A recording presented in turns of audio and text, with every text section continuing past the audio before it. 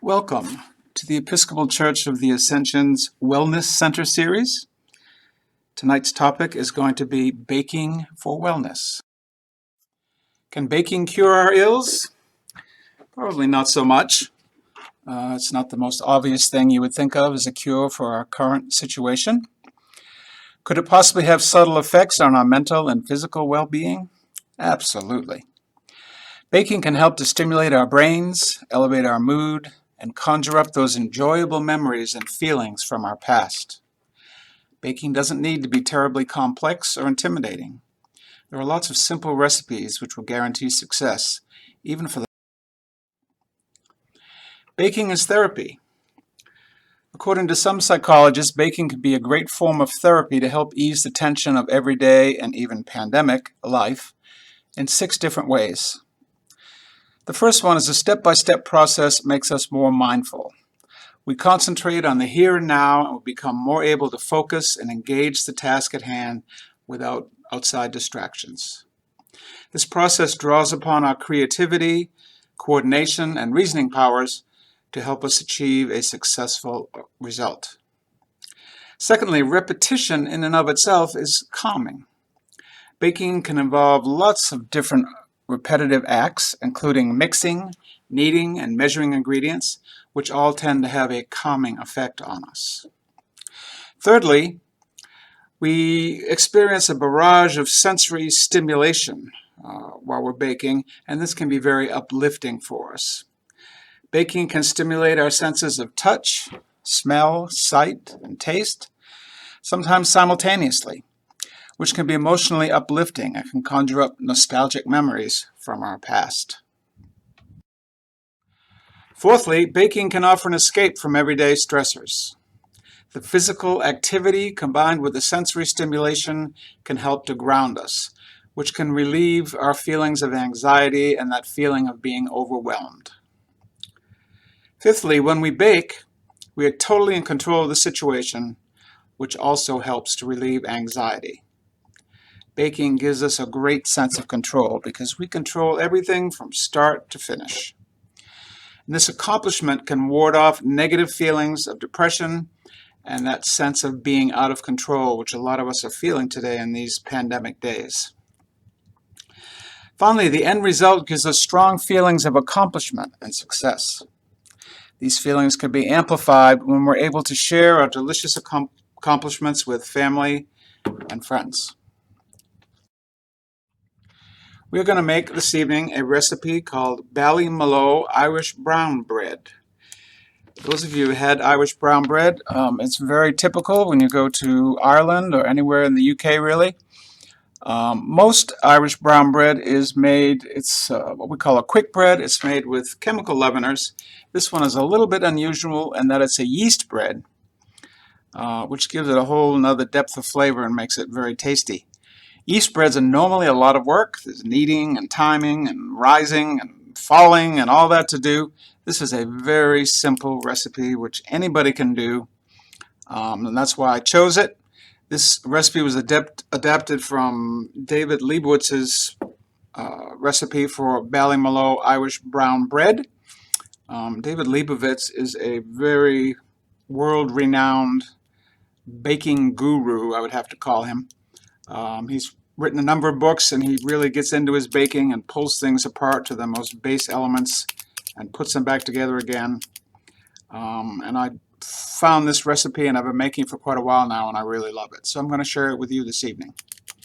So we have our ingredients here. We have whole wheat flour. If you can get stone ground whole wheat flour, that's even better. It gives it a little more texture. We have a little bit of all-purpose flour, some salt. We have water, warm water, just warm to the touch. 2 different additions. The first one is 5 ounce. We have a later one which is 12 ounces.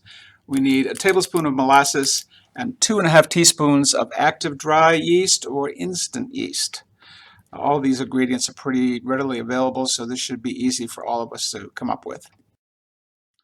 So to make the bread, we're going to mix both the flours with the salt in a large mixing bowl, and we're just going to set it to the side. We're going to pour the first amount of water into a small bowl, and we're going to stir in the molasses. When it's totally dissolved, we're going to add the yeast to that, and we're going to mix it really well. Let it stand at room temperature for about 10 minutes and it should become very foamy and frothy looking. And I'll have a little video later on and be able to see what that looks like. We then take that yeast mixture and we add it with the second amount of water in the recipe to the bowl with the flour. And we mix it with a spatula until it's well combined. You want to hydrate the flour. There should not be any big clumps of dry flour. Everything should be somewhat moistened. We're going to leave that in the bowl and let it rest for about 10 minutes. When it's done, we're going to prepare our pan. You need a loaf pan. Preferably, you could do it in a round pan, a cake pan, if you didn't have anything else. Normally, a bread pan would be 8x4 is the most common size. That works really well. That's what I used in this baking of this bread. You can also use a 9x5. If you use a 9x5, it's going to be a little bit less high. It's not going to rise up quite as much if you do it in the 9x5 pan. At any rate, you spray the insides of the pan with a little bit of pan spray, and then you lay the parchment paper into the pan and just kind of press it into the bottom of the pan. It only needs to go in the bottom. You don't have to worry about the sides. When the dough is finished resting, you're going to pour it into the prepared pan and you're going to level it out with a spatula. Jiggle the pan a little bit. That will help it to level out. You're then going to cover it with a dampened towel and you're going to allow it to rest at room temperature for about 20 minutes. This bread that I made for this occasion, I did allow it to go 20 minutes and it worked out perfectly. But the dough needs to rise up and touch the bottom of the towel. You should be seeing it kind of touching the towel. It could take a little longer. It could take 30 minutes. It just kind of depends on how good your yeast is and how warm your room is. The colder the room is, the longer it's going to take. So when the dough's ready, we're going to remove it. We're going to take the towel off the pan and we're going to place the bread into a preheated 450 degree oven for about 15 minutes. Make sure the oven is preheated. That's very important. When the timer goes off, you're going to rotate the pan halfway around and you're going to lower the temperature down to 400 degrees and close the door again right away. You allow the bread to cook undisturbed for an additional 15 minutes. At this point, it should be done. We're going to check it and make sure. We're going to open the oven and you just sort of tap the top of the bread with a couple of fingers and it should sound hollow inside. If it sounds hollow inside, it's done. If it's not, you let it go for another 2 or 3 minutes. So you take the whole pan out of the oven and you allow it to cool in the pan, preferably on a rack. If you have a little rack, you can get it up off the counter. That would be great.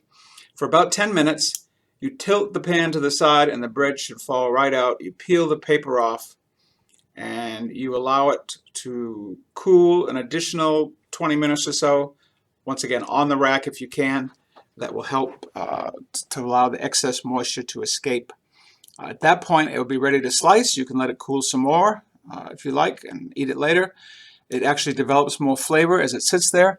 But if you want to enjoy it while it's warm, which I love when that butter just melts right into it, then go for it. All right, this bread will keep at room temperature for 3 to 4 days. You want to lightly wrap it in a little bit of parchment paper or perhaps some wax paper.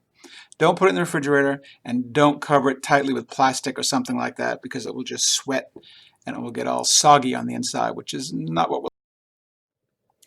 This is the finished product. You see the photo on the left? That's what it looked like when it came out of the oven. After it had cooled, I put it on a cutting board and sliced a little bit of it so you can see. This is a very wonderful texture, fine texture bread. And it's very delicious. It goes with anything and everything. Please try this recipe. It's very simple. I love this recipe because it is so simple. It doesn't have a lot of extra work to it. So be brave and try it. Thank you.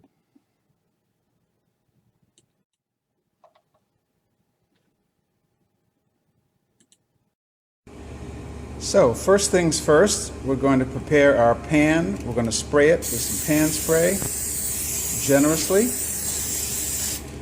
And then we're going to take a piece of parchment paper, which we've already pre-cut, and we're going to set it into the bottom of the pan. This is just to ensure that the bread is not going to stick in the bottom of the pan. Pat it down a little bit there. Then we're going to move over here. You see we have our flours, both of the flours prepared with the salt. Right here we have our yeast, which as you can probably see is very foamy. Alright, we're going to put together this dough, which is very simple. Here we have the additional water, which has already been measured out. So I'm going to put my yeast molasses mixture in with the flour. Then I'm going to add my additional water into the flour. I like to use a spatula because it's pretty wet dough. I'm just going to go from the edges and mix it up a little bit. What I'm trying to do is hydrate all that flour, so there shouldn't be any patches of dryness left in it. And we just kind of go around the bowl.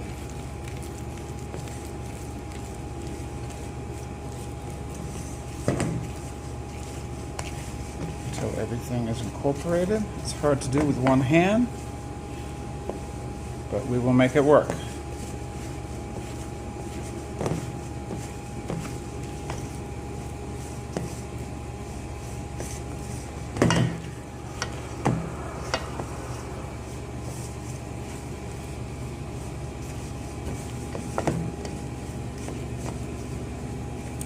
Okay, this is pretty well mixed up.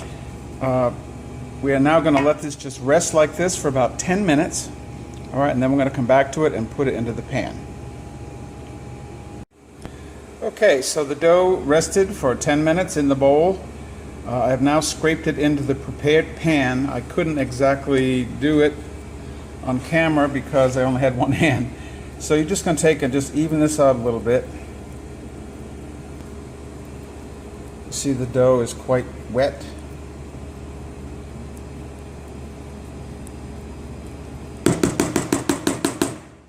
I'm actually just going to shake this pan a little bit, and that will help to smooth it out. And you see it's pretty even there in the pan.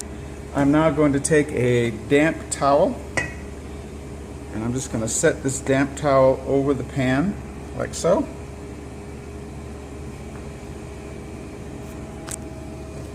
And just pull it taut. And what we're going to do is we're going to wait for this dough to rise until it comes up and touches the towel. All right, so it's basically going to fill up the pan. So this could take 20 or 30 minutes. We'll come back to it when that's done. So as you can see here, the dough has raised up to the top of the pan. It's pushing the towel up a little bit. So we're now going to very carefully remove the towel from the bread. See, it pulled a little piece of dough there. That doesn't matter. That dough is right up to the top of the pan. So we are now going to put it into a 450 degree preheated oven, and we're going to let it cook for about 15 minutes. We are then going to lower the heat to 400 degrees and let it cook for another 15 minutes. And then we'll check it to see if it's done.